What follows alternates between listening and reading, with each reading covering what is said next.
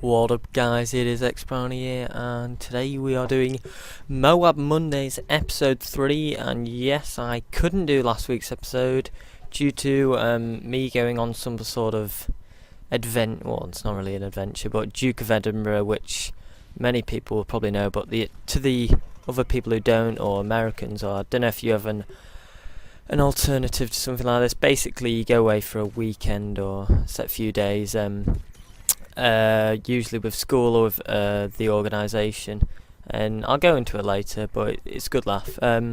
So yeah, today's MOAB is on the map. That is Bakaara, using the ACR silenced extended mags, probably the best gun in the game in my opinion.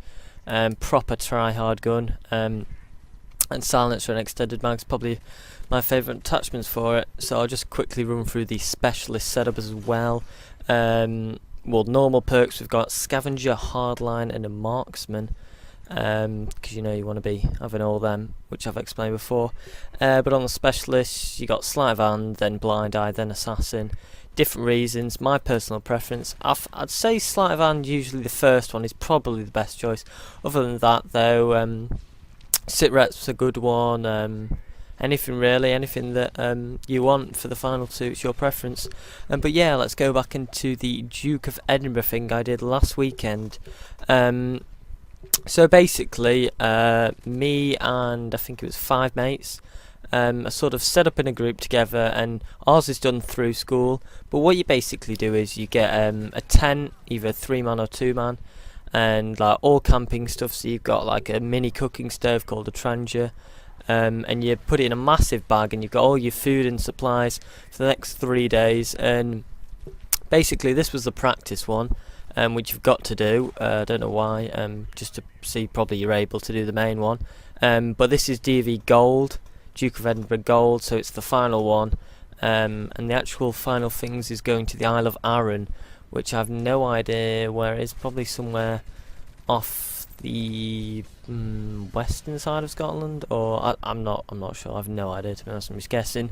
But yeah, we have to go there and obviously do it. So this time around it was just basically practice, and what you do is you get given a map and you start at one place and you basically have to get to the other, and usually you get up about 8, set off at 9, arrive back at the next campsite about 4 or 5, so it's quite a long day's walking. Of course you get lunch and stuff not provided. You bring all your lunch and you have breaks and stuff, and you cut your tea at the end of the day, and to be honest it's a good laugh. You do it with your mates, and probably the main reason most people do it is that it does go on your CV as a recognised sort of team and leadership thing that you've done. CV, for anyone who doesn't know, it's basically like if you're applying for a job, you write down all the places you've worked at, or places you went to school, what grades you got, like A levels, GCSEs, and it's just another thing to write and talk about. And it shows you obviously teamwork and leadership and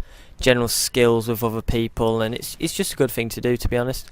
So yeah, I did that last week and that was pretty good.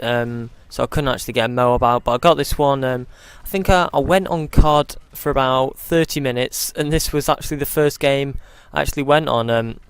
Managed to get in a good lobby with looks like a few guys who are, or they're all 5 of them in my team. My clan tags, so they're probably good players, and the other team obviously wasn't amazing. As you can see, I do actually end up going on about 40 kill streak, and the final kill streak, I think the final game goes for like 44 and 4. It's like 3 deaths in a row, because of other things, spawns and stuff like that. But yeah, this MOAB's been, it's shorter than my usual. Well, it's not short, it's pretty much average, to be honest. Because I don't go on it a lot.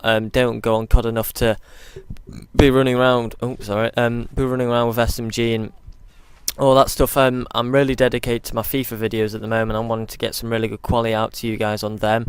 But I like to continue this series because I know a lot of you guys want tips on getting MOABs and all that stuff, and a lot of people would be asking me about stuff, and of course I did that original video. But the best thing is just to watch people and what they do, and as you can see, there's the MOAB. but a lot of the time you've just got to be, if you're not an amazing player and you've still not got a MOAB yet, you've just got to be quite defensive, and then once you get into it, you can just push out a bit like now. Here, I've got the MOAB, I'm just literally running out, and that's probably not, it's not what you want to do at the start. I mean, at the start, below 7, you can probably just do what you like, but once you get above, say, I don't know, 15, or depends how good you are, you know, you want to be watching those spawns and checking that nobody's going to come up behind you. And it's really good to have those UAVs up and going with lobbies with your mates and stuff. But yeah, if you want any help, I'll actually do a further video, and I'll talk about it next time if you want, or I can do a little story in next MOAB Mondays. You tell me what you want. So anyway guys, it's been Brownayy, and I'll leave the gameplay fading out, and I'll see you next time.